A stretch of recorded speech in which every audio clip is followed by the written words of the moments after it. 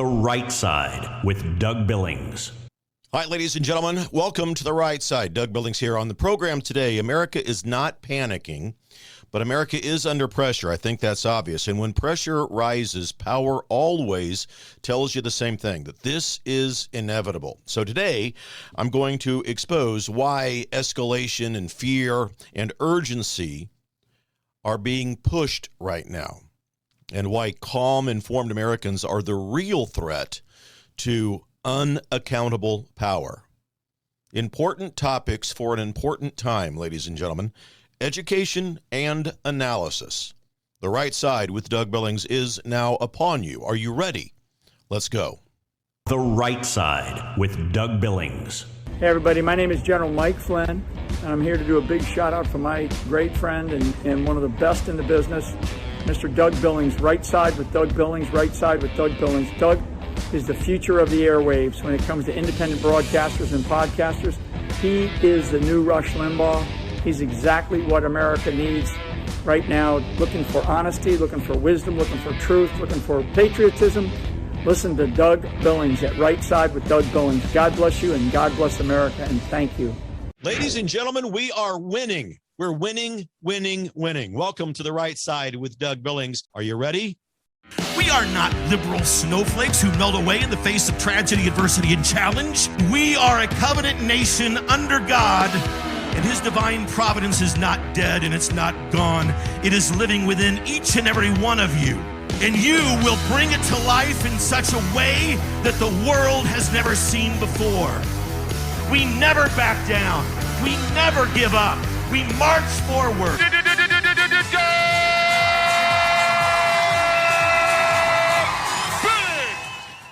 All right, ladies and gentlemen, welcome to The Right Side. All right, I'm going to dig into this here, and I'm going to go slow, and I want to slow the moment down. I want to be precise. I want you to listen to this, because if you are listening only to the headlines out there, if you watch the cryon alerts, the nonsense, the breathless commentary, the radical left liberal agenda, all of the talking points that they get together and decide, what are we going to say today? They get together, all of them on the media, and they decide what they're going to say. So if you're watching all of that, if you're listening to only that, you would think that America is on the brink of some sort of immediate collapse, right? She's not. Folks, look, America is not on her deathbed. The radical left will throw everything up at us as far as chaos and events that cause chaos, riots, looting, insurrection, emergencies, unprecedented danger, arson, anarchy, all of it. But here's the question I want to start with today, and it's an important one. Is America actually panicking, or is something else happening out there? Because those two things are not the same, obviously, and confusing them leads to very bad decisions at the top. So I'll be very precise. Americans are not panicking, but we are under pressure. And pressure, when it's sustained, when it's unresolved, that creates anxiety, not hysteria, anxiety. And that distinction matters. Because panic, we all know, looks like sudden irrational behavior, mass breakdowns, the mob, uncontrolled violence, total social collapse, and so forth. And that's not what we are seeing across America. We're seeing pockets of chaos that are brought about in blue states and blue cities. But what we are seeing across, I think, the greater landscape of America and within the state of play within America is something much quieter. Tension, fatigue, distrust,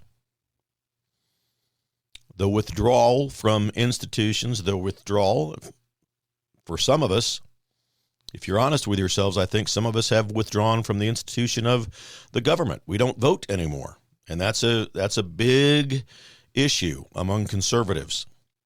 And frustration that has nowhere to go is a problem. But my point is, that's not panic. That's a nation living under a long-term psychological and civil strain. Societies don't break during panic. They break when pressure is mismanaged by those people who are in power. So let's ground it in what's happening right now. Over the last several days, we've watched escalating confrontation brought about by the radical liberal agenda. Evidence of the obvious is sufficient. Between federal law enforcement agitators in Minnesota, we've heard discussions of extraordinary federal authorities being under attack there and elsewhere. We've seen heated rhetoric, and we've seen conflicting narratives between federal officials, local leaders, and media outlets. And immediately, the media jumps to the same conclusion every time. This proves America is coming apart. No, ladies and gentlemen, not at all. It proves something else. It proves that institutions are escalating faster than the public is reacting. And that's a very important signal, because when systems feel confident, they persuade, right? And when systems feel secure, they explain. When systems believe that they're legitimate, they don't threaten. Escalation is not strength. Escalation is a symptom. And here's a rule of history that you can take to the bank. When persuasion stops working, institutions switch to pressure. And pressure always arrives before legitimacy collapses, not afterwards. This is nothing new. And by the way, it's not uniquely American, not even close. And this is not only one party or one headline. This is about how power behaves when it senses resistance. And I'll say some things here that may surprise some people. The presence of federal force discussions does not mean that the public is out of control. It often means that the decision makers believe that something is slipping away from them. That's a very different thing. And where the media seems to me always gets it wrong, whether it's deliberate or not, they assume that the public responds to pressure the same way that institutions do. But Americans don't. Historically, Americans don't riot first. They endure first. They absorb pressure. They work hard. They reassess. And then they pull back from the systems that they no longer trust. That's typically how we react here. We'll start to stop listening before we start shouting. That's the intellectually mature, common American response. The quiet withdrawal terrifies centralized power. And that actually terrifies them a lot more than the loud protest ever could. That's where we need to talk about anxiety, not panic. Anxiety is what happens when rules feel inconsistent for us, or accountability feels selective. You get a hint of that? Enforcement feels political.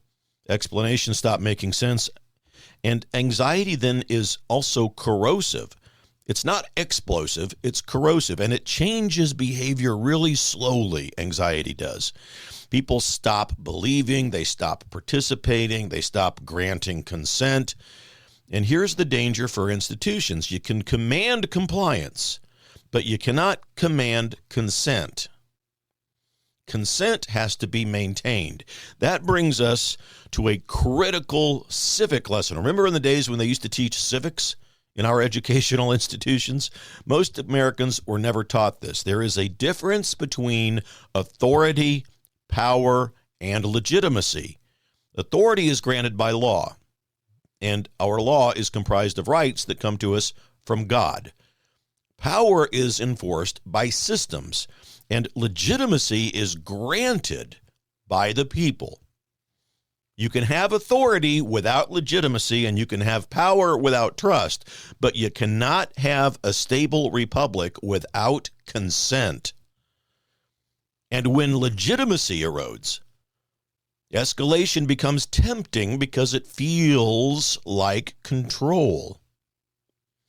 But escalation accelerates the very thing that leaders are trying to stop. Now let's apply this to Minnesota. Without hysteria, let's just look at it, because what we're seeing is not a nationwide breakdown. What we're seeing is friction between law enforcement, local political leadership, activist pressure, and the media narrowifies the amplification of this all. The narrative that comes from them, always the amplifier. It doesn't mean that the loudest voices are the majority. In fact, that's not even closely anywhere near the truth. The loudest voices are not the majority. Friction creates heat, doesn't it? And when heat rises, leaders have a choice to make. They can explain it or they can escalate it. And when explanation fails, escalation looks faster, but it's always riskier. That's where Americans in the middle feel it most. Because the average American isn't trying to burn the systems of this country down, ladies and gentlemen. We are trying to raise families, afford groceries, feel safe, trust the law applies every day, and believe that our voice still matters in this republic. That's why anxiety spreads faster than panic, and why it's shouting emergency at the public. If you shout those things, it doesn't calm anything down when we do that. It signals a loss of confidence at the top. And that's what you see in the radical left movement. They have no confidence at the top, so therefore and thereby they create chaos. The mob, riots, looting, arson, anarchy. Let's have some pallets of rocks, bricks, and stones delivered to downtown so that we can throw them through storefront windows. And I'll be clear about something. This is not a call for chaos. Obviously, this is not an endorsement of violence. This is not justification for disorder. It's the opposite. It's an explanation of why disorder becomes tempting to those people who believe that time is running out. History shows us that societies fracture not when citizens panic, but when leaders misread restraint as weakness.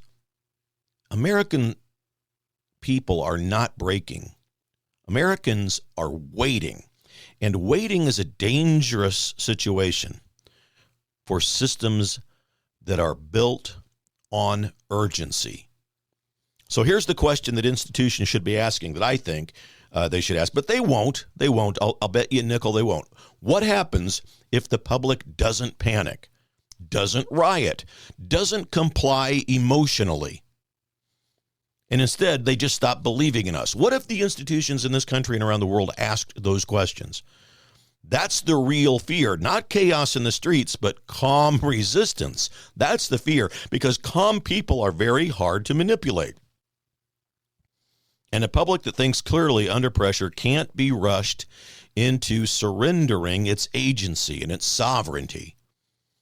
And so as we move forward today, I'm going to unpack why escalation is accelerating, why narratives are inflating, while global conflicts are framed as inevitable, and why elections, especially control of Congress, suddenly matters more than ever.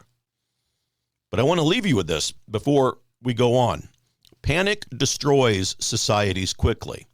Pressure destroys them only when the leaders refuse to correct their course.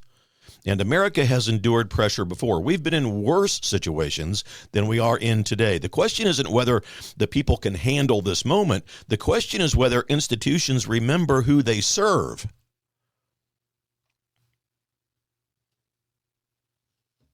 America is under pressure. It's not under panic. Cue that old David Bowie and Queen song, right? Under pressure. And pressure reveals how power is actually behaving in this country. Now, I want to talk about escalation. Not escalation as a threat. Not escalation as some sort of a liberal slogan, but escalation as a historical and institutional behavior. Because when you understand why escalation happens, you stop being manipulated by it. Over the past several days, Americans have heard serious language, talk of extraordinary federal authority, right? Heightened enforcement posture, warnings about the unrest, and those words are powerful. And powerful words require context, not emotion. Not emotion. So let's slow down and teach something most people never were taught in school. Escalation is not the first move of confident leadership. It is the last shortcut of a leadership that believes time is running out for them. And throughout history, in republics, in empires, democracies alike, escalation follows a predictable pattern. First, the leaders persuade, then they warn, and then they escalate. Escalation doesn't mean the public has lost control. It usually means that leaders believe that they are losing their leverage. And that distinction matters. Look at Iran. Look at Minnesota. Look at the radical liberal left in America. And if you talk specifically about the extraordinary federal powers that are being considered in the United States in various areas, Minnesota key among them, those authorities exist for a reason. They're not imaginary and they're not new. They were designed for rare, extreme, and clearly defined circumstances and situations where states are unable or unwilling to maintain basic order and constitutional guarantees. The founders, they understood something very clearly. A republic has got to be able to defend itself. But it also has to mean normalizing the society. It also, fear has no real use for us. Because when we're in states of emergency powers, once they're normalized, and once this is like common, this is what we expect, they stop being emergency tools and they start becoming governing habits. So here's the civic lesson. The danger of extraordinary authority is not its existence. The danger of it is its frequency. And so when extraordinary measures are discussed, often without being used, it tells you something about institutional confidence. Confident systems don't need to remind the public of their power. They rely on their legitimacy. And that's where escalation language collides with public anxiety, because the average American hears this and they think, well, why are we talking about this if things are supposedly under control? That question is a rational one. And when it goes unanswered, anxiety grows. So let's apply this to what we're seeing, all right, ladies and gentlemen? We're not witnessing a nationwide disorder. It's not a nationwide riot. We're witnessing localized friction being framed as a systemic emergency, and that framing matters. Because when leaders respond to friction with escalation rhetoric, they risk teaching the public that dialogue has failed even when it hasn't been tried. So that's dangerous. And it's a dangerous signal to send in a constitutional republic. And I'll say this carefully and clearly. Explaining the risks of escalation is not the same as opposing law enforcement. It is not endorsing disorder. It is not minimizing violence. It is acknowledging a historical truth. If anything, I'm a student of history. Strong republics resolve tension through legitimacy before force. Force exists as a backstop, not a substitute for trust. Here's another rule of history. Every system that overuses authority eventually reveals that it doesn't trust its own consent. That doesn't mean that collapse is imminent. It means confidence is eroding, and erosion happens quietly before it happens publicly. They worry about this in the back rooms and the hallways of their offices long before they let you catch wind of it. That's why the language around inevitability is so dangerous. When leaders say escalation is inevitable, when officials will suggest to us there are no other options, they're removing agency from themselves and from the public. History shows us something important in that regard. The moment leaders believe that there are no alternatives, they stop looking for better ones.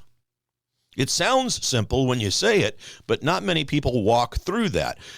Let's talk about misreading restraint. One of the great mistakes that centralized power makes again and again is assuming that a calm public is a passive public. It's not. It is often a calculating public that they're seeing. Americans historically absorb pressure before they respond. Historically, they don't rush into chaos. They don't watch and burn unless they're paid to do it by radical liberals and convinced that they'll be let off the hook because they've got judges who will not press charges and because they've got bail bond funds set up online. We watch and we remember first. We evaluate credibility. And when we move decisively and we move lawfully. That's the difference between conservatism and liberalism. And that's why institutional escalation often arrives too early. It responds to fear inside the system, not behavior outside of it. Does that make sense? That's where anxiety becomes the real risk, is right there. Because anxiety doesn't explode, it accumulates. And accumulated anxiety changes behavior in subtle ways. People disengage. Conservatives, they don't trust the system. The voting system's rigged. I'm not going to vote anymore. A big mistake, but that's what they do. People stop trusting institutions. They turn to alternative voices for information, and they begin to question narratives reflexively. That's not instability, ladies and gentlemen. That's legitimacy with a warning light going on. And I'll put it plainly. If the public were truly on the brink of chaos, leaders wouldn't need to keep on talking about it. Chaos announces itself quite well. And so the constant repetition of crisis language is not evidence of disorder. It's evidence of a narrative strain. The media's got a narrative plan, and they are engaged together across all networks to bring it to you. And here's the hardest truth for institutions to accept. You can't threaten a population back into trust. Trust is restored through transparency, through consistency, and accountability, not urgency. Escalation without explanation doesn't calm anxiety. It validates it. So as Americans watch events unfold in Minnesota and elsewhere, the real question isn't, will authority be used? The real question is, will legitimacy be restored before authority is exhausted? Because history shows us something very, very sobering. Once legitimacy collapses, authority has got to be used more often and works less each time it's used. That's not strength. That's diminishing returns on their power structure and their agenda. It's important, and I want to talk now about the amplifier, because the loudest voices aren't the majority. Escalation rarely stands alone. Escalation almost always arrives with something else, and that is narrative inflation. And the media is all over this. They do it all the time. Once you understand narrative inflation, you start seeing it everywhere, and you can't unsee it. So a simple truth: not every crisis is a collapse. Not every conflict is existential. Not every disagreement that we have is the end of the republic. But if you listened only to the modern media coverage, you'd never know this, because fear has become the default tone. And fear is not accidental. It is efficient. That's how they view it. Here's how the narrative inflation works. When events don't produce the emotional response that institutions expect, the story doesn't change, the tone does. Language escalates even if facts don't. Words like unprecedented, historic, existential, emergency, now or never. They begin to appear everywhere, those words. Not because reality suddenly changed, but because attention has to be maintained. The media needs your attention. This is the first thing that Americans need to understand. Fear is not primarily about informing you. Fear is about controlling the tempo of the information that you get. If you can keep people emotionally activated, you don't have to persuade them. You just have to let them keep on reacting. panic mode. Now, you amplify that, so what we're seeing right now becomes real for us. Localized unrest becomes framed as a nationwide collapse. Police disputes become, moral emergencies. Does this all sound familiar from the radical left? Enforcement friction becomes proof of a systemic failure in our system. And notice something important. The coverage rarely slows down to explain why something is happening. It just accelerates because explanation calms people down, and calm people start asking inconvenient questions. And this is where anxiety grows. Because Americans aren't stupid, ladies and gentlemen. They notice when the volume doesn't match the reality that they're living in. And they notice when everything is treated like a final chapter. And over time, that creates a gap between lived experience and narrated reality. And the gap is where trust erodes, between what the narrative is being told us and what reality shows me. In between there, trust just is decimated. It's just destroyed. And I'll put it plainly. If everything is an emergency, then nothing is. And when real emergencies arrive, credibility has already been spent. It's one of the most dangerous side effects of narrative inflation. It exhausts the public emotionally. But they want you exhausted because exhausted people are easier to control. So you talk about coordination without conspiracy. This theme, this term that I've come up with, coordination without conspiracy. And this matters because the moment that you point out similarities in the media language, people rush to extremism. So let's stay grounded, okay? We're taking emotion out. What we're seeing is not necessarily secret meetings or hidden memos. It's something simpler, but at the same time more troubling. It's incentive alignment. Outlets compete for attention, fear captures attention, and urgency keeps viewers watching. So over time, language coverages, not because everyone planned it, but because the system rewards the same behavior. And that's why you hear identical phrases repeated across the networks. That's why the same framing appears everywhere at once. That's why nuance disappears, and nuance slows momentum. Well, they don't want the momentum slowed. They want to accelerate it. Momentum is the product. Historical lessons. In healthy societies, media acts as a translator between institutions and the public. In stressed societies, media becomes an accelerator for that institutional anxiety that we feel sometimes. Instead of asking hard questions, it amplifies the pressure. Instead of clarifying complexities, it simplifies everything into fear. And here's the irony, ladies and gentlemen. The more fear is pushed, the less effective it becomes because people adapt. They emotionally withdraw. They stop reacting the way they were supposed to act. And when that happens, institutions misinterpret it as apathy or extremism, disinterest, hopelessness, whatever, instead of what it really is, disengagement. Disengagement is way more dangerous to legitimacy than protest. Protest still believes that the system can hear you. Disengagement believes that it can't. And once people disengage, shouting louder doesn't bring them back. It drives them further away.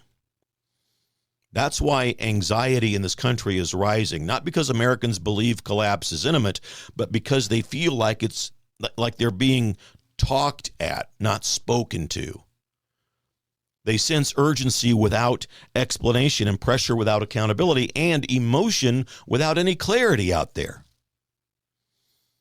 So I'll give you a mental filter that you can use. Whenever you hear coverage framed like, there is no alternative, this has got to happen right now, delay is dangerous, questioning is irresponsible. When you hear something like those things, just pause a minute, ladies and gentlemen, breathe, because historically those phrases appear when confidence is lowest, not its highest. They are not the language of strength. They are the language of narrative defense. Now, here's where this ties directly into places like Minnesota and others around the country.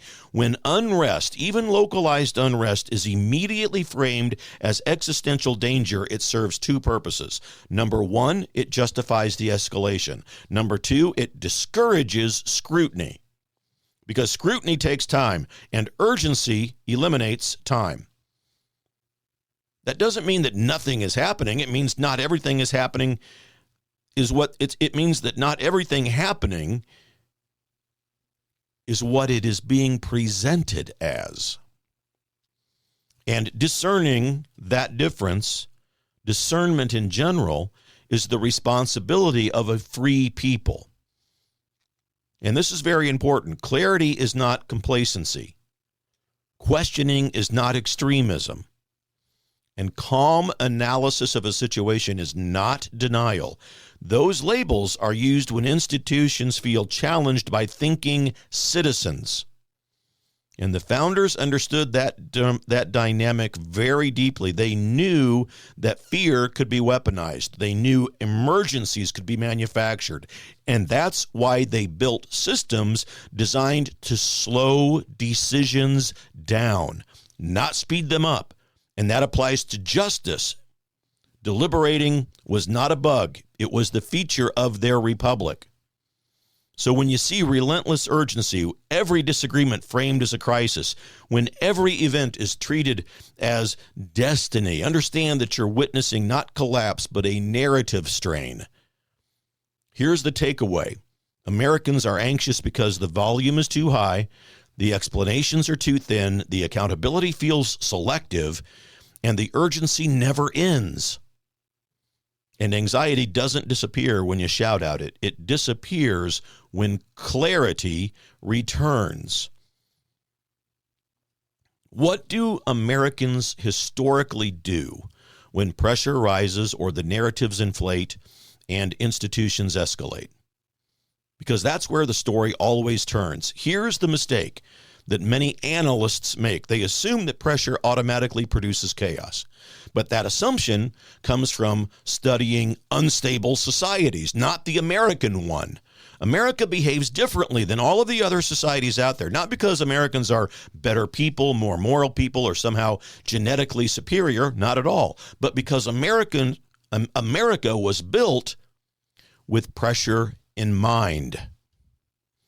Remember something fundamental. The United States was not created during a moment of calm. She was born out of prolonged uncertainty, economic pressure, political intimidation, propaganda, enforcement without representation. Does all that sound familiar? The founders didn't design the system to work only when everybody felt good. They designed it to work when people felt squeezed. And here's the historical pattern. When pressure rises in America, people don't immediately revolt. They do three things in order. They observe, they withdraw their trust, and they reassert agency. Lawfully. Key word. We do it lawfully. We don't riot. We don't commit arson and anarchy.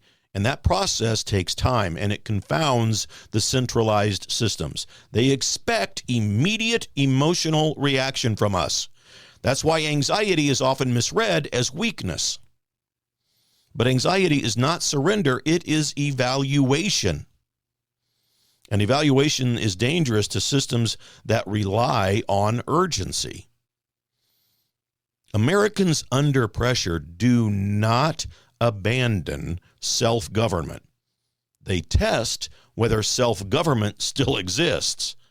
And that's a crucial difference. That people in America, we ask, does the law apply equally here anymore? Do explanations match the outcomes that we see?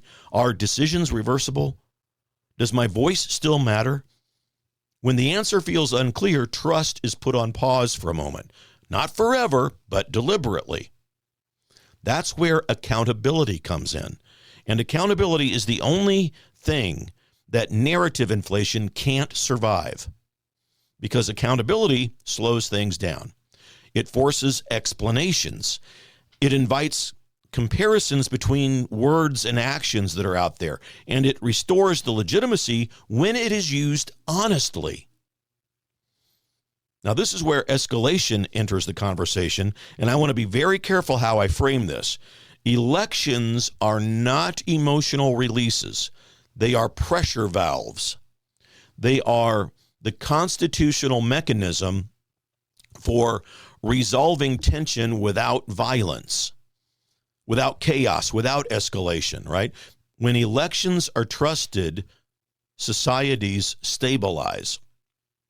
When elections are dismissed, delayed, or trivialized, pressure seeks other outlets. That's why control of legislative bodies matters so much at moments like this. Not because of slogans, but because legislatures are where oversight happens, funding is controlled, policies are constrained, emergency powers are questioned. In other words, legislators and legislatures are where escalation meets resistance. That's why institutions rely on urgency. Often, when they rely on it, often they try to minimize the importance of our elections or frame them as dangerous, because elections return agency to the public, and agency is the opposite of fear. So let's connect directly to what Americans are feeling right now. People sense something is off in this country. I feel it, you feel it, but we are not breaking. We are watching to see who tells the truth, who explains instead of threatens, right? Who respects the process, who remembers limits. Limits, that's not extremism. That is civic maturity, ladies and gentlemen. And here's the part no one in the media wants to say out loud. The most destabilizing thing for a centralized power is not protest. It is a calm, informed electorate that refuses to be rushed. Don't rush yourself into believing you've got to see a perp walk. Don't rush yourself into thinking we've got to begin to see arrests. Because once people stop reacting emotionally, the narratives that the radical liberal movement throws at us with help from the media begin to lose their leverage. That's why history favors patience over panic. Every major American correction came after a period of pressure. The Revolution, the drafting of the Constitution, our Reconstruction, the Civil Rights era, post-Watergate reforms. None of those were instant reactions. They were slow reassertions of principle. And that's what makes this moment dangerous. Not for America, but for institutions that misunderstand America. They believe anxiety means collapse is coming. But historically, anxiety is the prelude to reorganization, not destruction. And here's a grounding truth. America does not fall apart quickly. It corrects, and it corrects itself slowly. That slowness frustrates those who want immediate compliance, immediate answers, but that slowness protects our liberty. So if you're feeling tension right now, if you sense pressure but not panic, if you feel like something is changing but not exploding, you're not wrong. You're living through a moment of reassessment in this country. And reassessment is where republics either renew themselves or they reveal what they've forgotten. So not all bad. There is hope in there. But I want to turn the corner right now, because the real question isn't what's happening. The real question is what happens next, and who decides what happens next. Here's where history becomes our guide again, because every time Americans experience prolonged pressure, not explosions, not revolution, but sustained strain, right? The next phase is not chaos, it's agency. Now, I've mentioned that word a few times today. Agency doesn't show up the way that Hollywood depicts it. It doesn't arrive with mobs. It doesn't arrive on the schedule of CNN or other social media platforms. It arrives with reorganization. Anxiety is a signal. It tells people that old assumptions don't fit into the current reality. When anxiety spreads, people begin doing three things very quietly. They stop outsourcing their judgment, they stop trusting narratives by default, and they start paying attention to process instead of personalities. That's not apathy, that is called awakening. That's why institutions fear anxiety. Oh, the institutions are afraid of anxiety more than they are of anger. Anger can be redirected, and anxiety produces questions. And questions slow down the momentum of the left. Now, this is where accountability enters the picture, not a buzzword, but as a mechanism. Accountability is how free societies convert anxiety into reform. Without accountability, anxiety curdles. Without accountability, anxiety clarifies. So what does accountability actually look like? It's not slogans. It's not performative outrage. It's not endless investigations that go nowhere. Real accountability has four features: transparency, limits, consequences, reversibility. If a system resists those four things, it's telling you something. So you connect that to political structure, because structure is where agency becomes real. The founders didn't expect the public to solve problems emotionally. They expected the public to solve problems institutionally. That's why power was divided. That's why legislatures exist. That's why elections matter more during pressure than during prosperity. Elections are not celebrations, ladies and gentlemen. They are corrections. They are how a republic says, this direction isn't working. We should adjust. And when elections lose their corrective function, pressure has nowhere lawful to go. That's when systems destabilize. This is why control of Congress, especially the House of Representatives, matters so much at moments like this. Not because of party slogans, but because the House controls funding, oversight, investigations, limits on executive behavior. In other words, the House is where escalation meets constraint. And this is why political participation always rises after periods of anxiety, not panic. People don't rush the system. They re-enter it deliberately. They vote differently. They support challengers. They want political outsiders, populist candidates. They get involved locally. They scrutinize and vet incumbents and new candidates. That's not extremism, ladies and gentlemen. That's constitutional self-government doing its job. Now, here's where some people get uncomfortable, because agency requires effort. I call it determined patriotism, doing the hard work of it all. It requires resisting the temptation to react emotionally every time you read the headlines. And that, admittedly, is not always easy. It requires understanding that change is usually incremental, not cinematic, not a movie. Here's where many institutions miscalculate their approach. They believe that pressure is going to exhaust you into compliance. But American history shows the opposite. Pressure clarifies priorities. And clarity produces resolve. You become determined in your patriotism. Think about it. The public here in America, we're not asking for utopia. We're asking for consistency. We're asking for fairness. We're asking for transparency. How about some restraint? What about some accountability? Those aren't radical demands. Those are Republican ones. That's why attempts to frame anxiety as extremism fails every time, because extremism seeks destruction and anxiety seeks correction. What about globally? What if we look out globally, watching systems strain under the same pressures, centralization versus sovereignty? bureaucracy versus accountability, narratives versus reality. America's not isolated from this, but America has an advantage that most systems don't. We built correction mechanisms into the design. They are not perfect, they're slow, but they exist. And that brings us to probably the most important point of this segment of the show.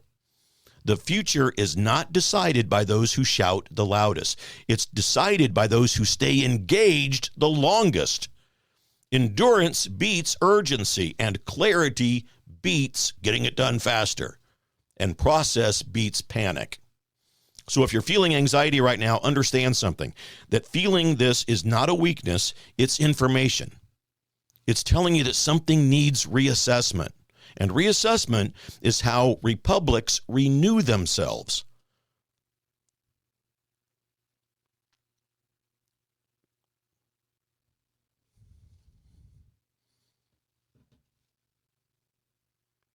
Well, I think this is, I think it's very important, and the global pattern is out there as well. Understanding the pattern out there is different between being informed and emotionally steered. Take your emotions out. What about the word inevitable? We're told that conflict is inevitable. Global instability is inevitable. Economic pain is inevitable. That word shows up at very specific moments if we look back in history, and it's never accidental. The first thing Americans need to understand, inevitability is not description. It is a persuasion tactic. When leaders or institutions say something's inevitable, they're not telling you what will happen. They are telling you what they don't want debated. Historically, inevitably appears when three things happen at once. Old systems stop producing results. New pressures expose structural weaknesses, and accountability becomes unavoidable. At that point, inevitability language serves a purpose. It shuts down alternatives. So let's talk about global pressure, because across the world we are seeing nations reassert their borders, trade used as leverage, energy weaponized, currencies questioned, alliances strained, and that, ladies and gentlemen, is not chaos. That is called realignment. And realignment always feels unstable before it feels settled. And the critical mistake that many analysts make, they assume global systems exist because they are permanent. They're not. They are not, ladies and gentlemen. Global systems exist because nations allow them to exist. And when those systems stop serving national interest, nations have to reclaim then their authority. That's not radical. That's normal. This is what people mean, often without realizing it, I grant you, but when they talk about a sovereignty era, and I believe we're entering into one, it's not isolation, not withdrawal, it is a priority. Nations are beginning to say our first obligation is to our people. And that statement terrifies centralized systems, because centralized systems depend on distance from accountability. Now, here's where inevitability narratives come in. When sovereignty rises, centralized authority responds in predictable ways. It labels reassessment as instability, and it warns of catastrophe if they lose control. In other words, it tells you there's no alternative. History proves there are always alternatives, ladies and gentlemen. Always. Now, the alternatives may be uncomfortable, they may require some reforms, and they may reduce centralized power, but they exist, and they're debated, unless debate is intentionally shut down. So let's come back to America. When Americans are told that an economic pain is unavoidable, that reinforcement chaos is unavoidable also. That global conflict is unavoidable also. That all of those alsos come into play, from the radical left usually. They try to condition us to accept outcomes without consent. And that's the opposite of self-government, ladies and gentlemen. That's why inevitability language fuels anxiety, because people can sense when choices are being removed rhetorically. They know the difference between difficulty and inevitability. Difficulty invites problem solving. Inevitability demands that you submit. Every major global realignment was preceded by warnings that change would be disastrous to us. And those warnings almost always came from institutions that benefited most from the old way of doing things. Well, that doesn't make them evil, it makes them predictable. And that's why Americans need to think carefully right now. Not emotionally, strategically, because global pressures create two possible paths. One path centralizes control to manage instability. The other decentralizes authority to restore legitimacy. History shows us which ones last. Decentralization, my friends, is messy. It is slower, it's harder to manage, but it's more resilient. Centralization is efficient until it isn't. And when it fails catastrophically. That's why sovereignty is returning to us worldwide, not because people hate cooperation, but because cooperation without accountability collapses. Now, here's the part that affects you directly at home. Folks, when global systems strain, domestic pressure increases. Why is that? Because leaders try to compensate for external instability with internal control almost every time. That's when enforcement expands. That's when narratives become harder. And that's when dissent is reframed as danger for these people. This is why Americans have got to understand that the global context in which all of this operates and in which we are a part, like it or not. Not to panic, doesn't mean that we panic, but to recognize patterns. Patterns tell you where things are, tells you where things are going before the headlines do. And here's the pattern that we're in right now. Global systems are being questioned. National authority being reclaimed. Notice this.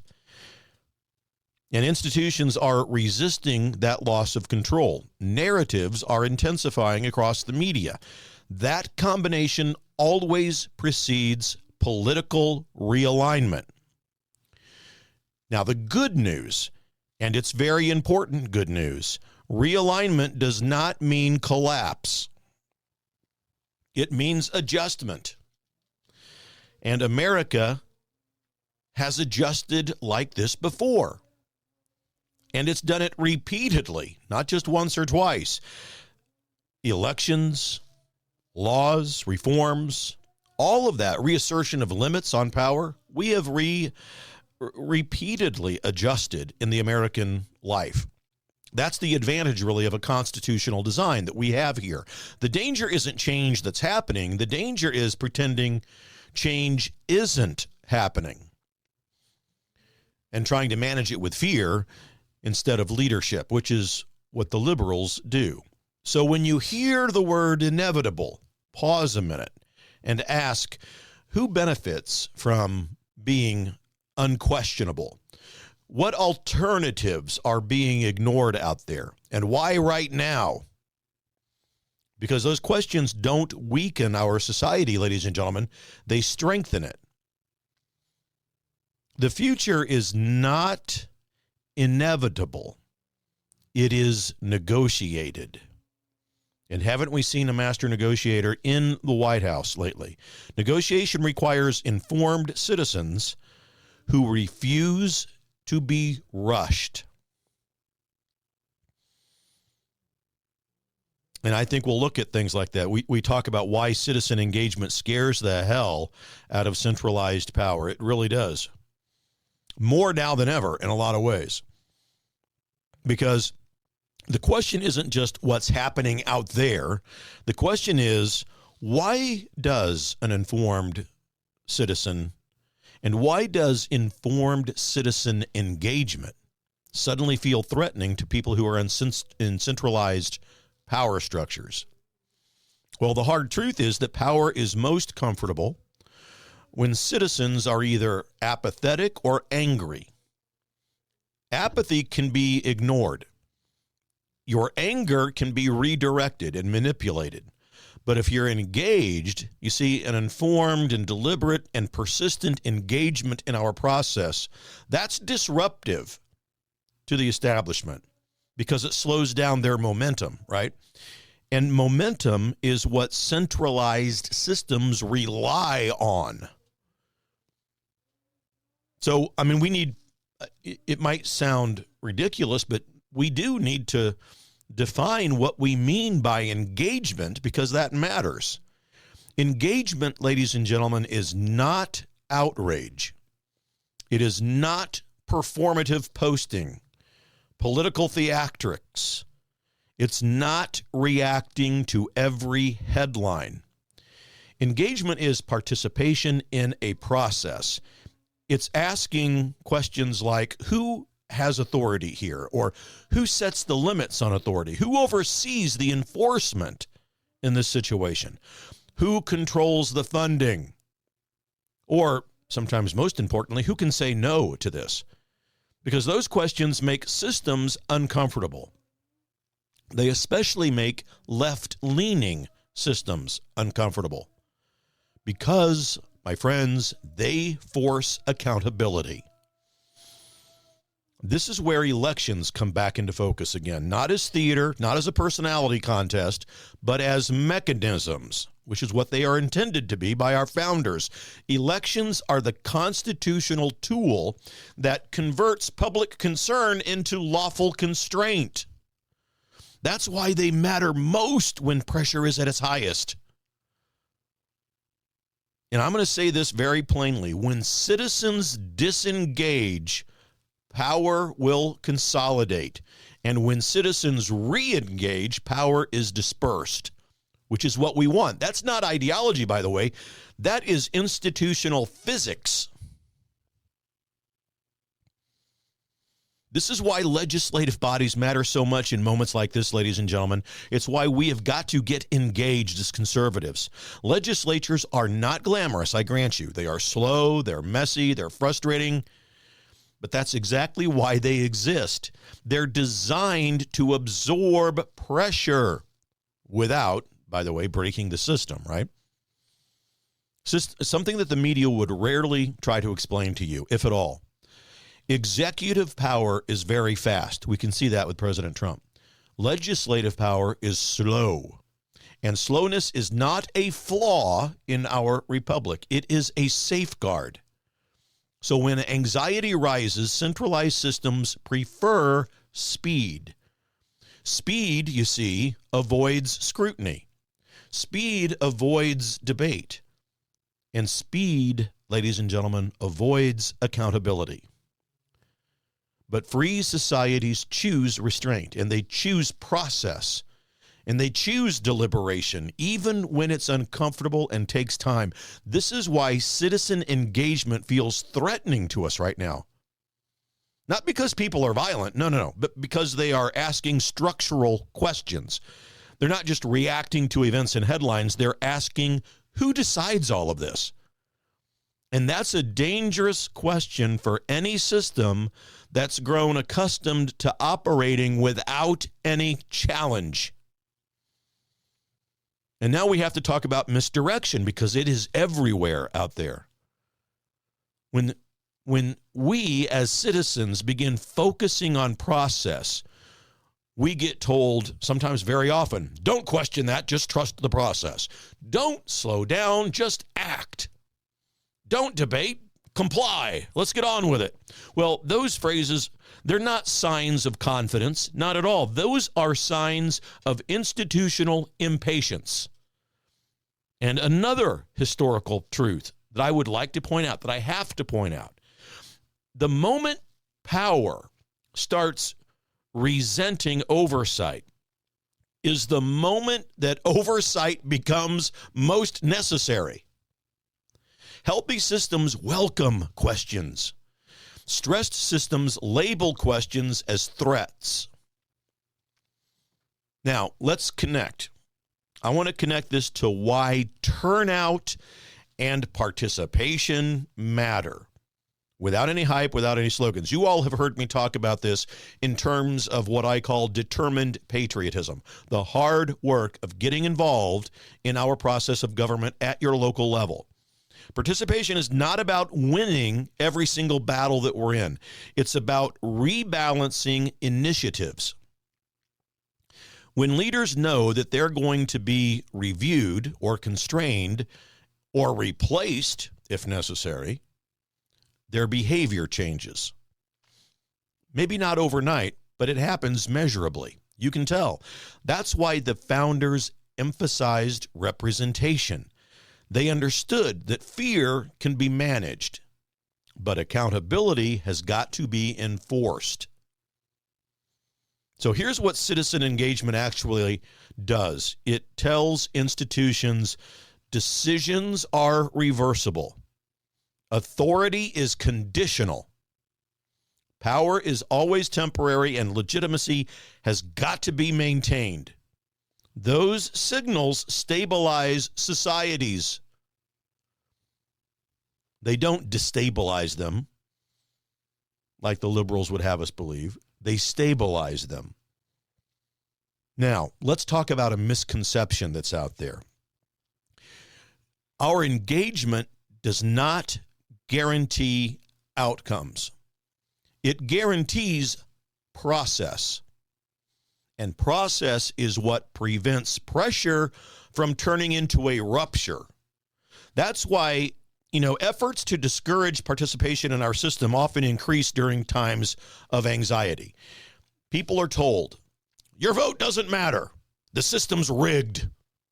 Nothing ever changes. Remember, there are people out there that say back after 2020, there were tier 1 level people who claimed to be patriots, saying that they weren't going to vote in a rigged system. Ladies and gentlemen, that is the most anti-American statement anybody could ever make. We never abandon our rights that come to us from God. Never. Of the rights that we have, life, of course, is the most sacred, but voting is right there second. One of the most sacred rights, and people are out there trying to convince other conservatives to not engage in a rigged system. 100,000% un-American. We always engage in the rights that God has given us as conservatives. I grant you there is fraud. There are problems. We never surrender our rights that come to God, because that does not honor God. And it doesn't honor the military who have gone to the battlefield and died to protect your rights. So those kind of messages don't empower us.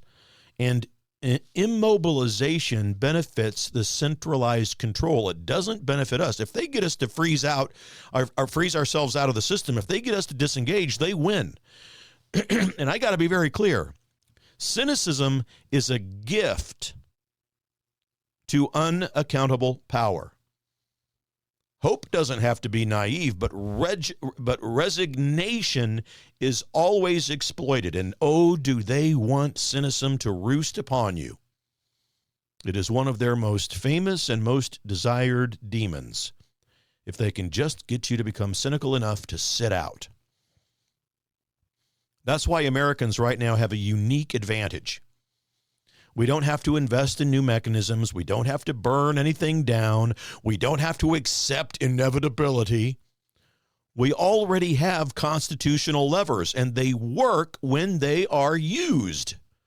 And here's the quiet reality that nobody wants to admit, really. When citizens engage calmly and persistently, escalation loses its leverage, folks, because escalation depends on urgency. And engagement depends on patience. So if you're feeling anxiety right now, here's the correct translation. It's not telling you to panic. It's telling you to pay attention, to process, to structure, to accountability. Free societies don't survive because the people within them feel calm. They survive because people stay involved. And you know what, ladies and gentlemen, involvement is not loud. It's not even consistent. But it almost always is. Not always, but almost. Involvement is informed. Involvement is lawful. And involvement, ladies and gentlemen, is incredibly powerful. Incredibly so. Because if there's one word that explains the entire moment that we're in, I think better than any headline, it's legitimacy. We've talked about pressure versus panic. We've talked about escalation and that narrative, inflation, and so forth. We've talked about inevitability language, and we've talked about agency, engagement, and accountability. And it all points back to one central truth. Power without legitimacy can function for a while, but it never, ever lasts. Legitimacy is not popularity, by the way. It's not polling numbers. It's not volume. Legitimacy exists when people believe a system and acts within its limits, explains its decisions. Legitimacy exists when people believe that a system applies rules consistently and that it can be corrected peacefully when those conditions are not met. Pressure will then dissipate. When all of those conditions aren't met and we don't start meeting them, the pressure will begin to accumulate. That's why escalation is such a tell. Escalation signals that legitimacy is being managed and not maintained, and there's a difference.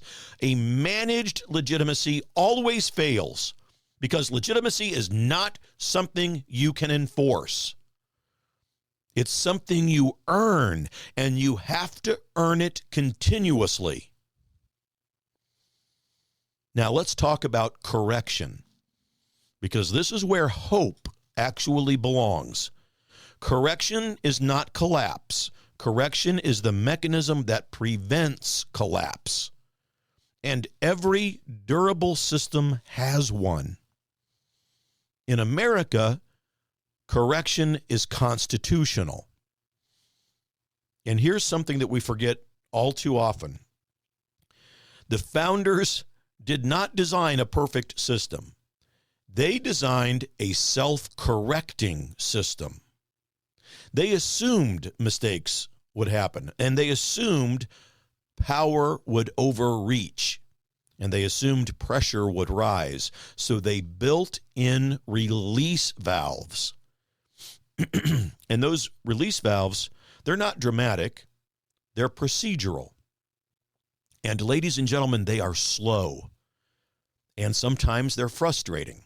Many would say oftentimes they're frustrating. But they work when they are respected. This is why moments like this feel uncomfortable to us, because correction always feels uncomfortable to those benefiting from the status quo. Correction forces questions. Correction forces explanation. And correction forces humility. And here's the part no one in centralized power wants to admit to you. Correction does not weaken a republic, it strengthens it. Because correction renews legitimacy. Now, what happens when correction is resisted? Well, take a look at my favorite thing, history, because we'll get the answer to that question there, too. When correction is blocked, whether it's delayed or it's delegitimized, pressure seeks alternative outlets.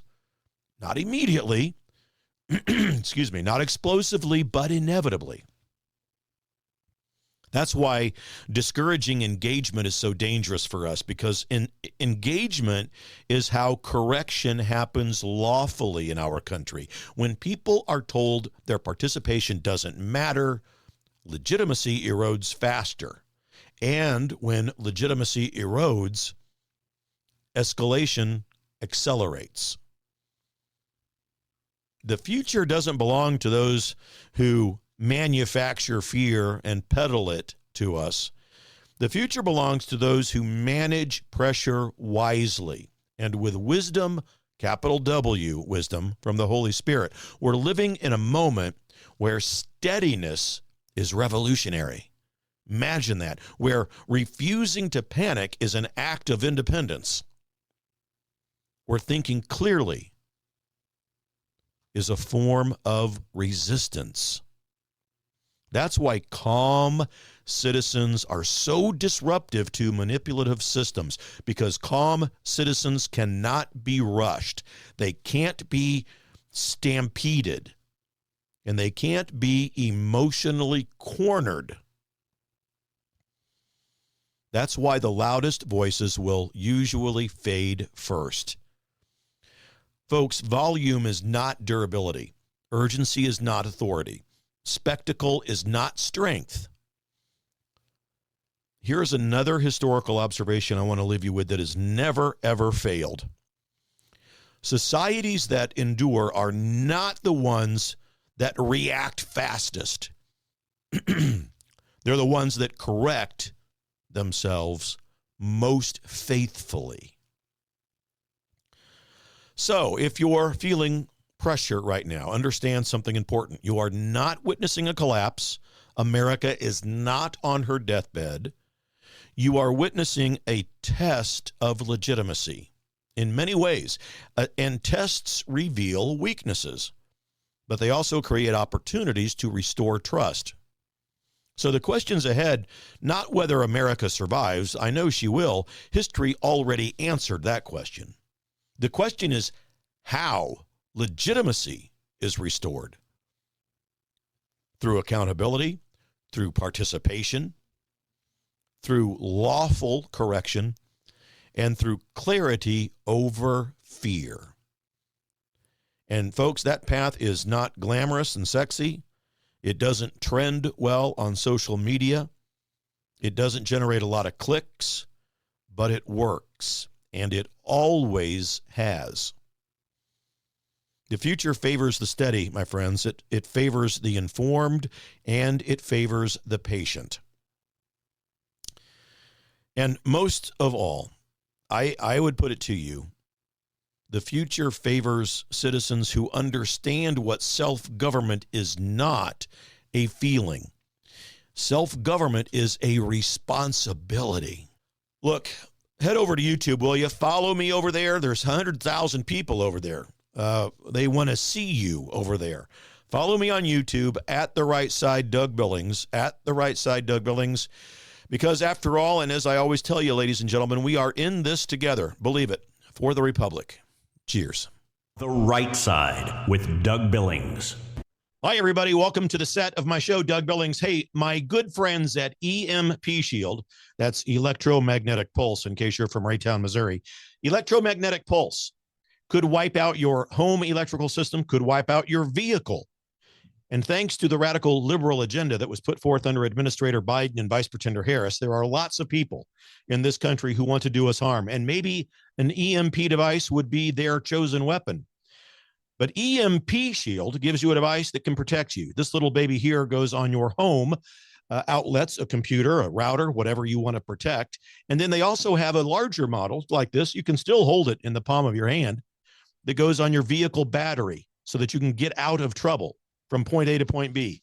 EMPshield.com. Promo code Doug, ladies and gentlemen. Save yourself. Save your property. EMPshield.com. Promo code Doug. We're in this together, folks. Believe it. For the Republic. Cheers. The Right Side with Doug Billings.